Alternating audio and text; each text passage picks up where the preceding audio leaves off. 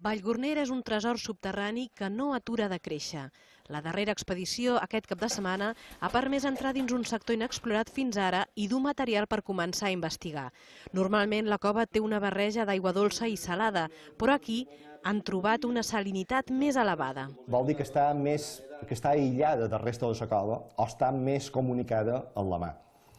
I això el que ens fa sospitar és que se donin unes especials característiques tant de fauna com de formacions d'espeleotemes. Una cova dins la cova. Així defineixen els espeleòlegs l'àrea que han descobert, un espai molt laberíntic allunyat 3 quilòmetres de l'entrada. I aquí era tota una altra història totalment distinta, uns canals bastant profuns, bastant rectilinis i moltes galeries, diguéssim, transversals. La cova del Pas de Vallgornera va ser descoberta el 1969.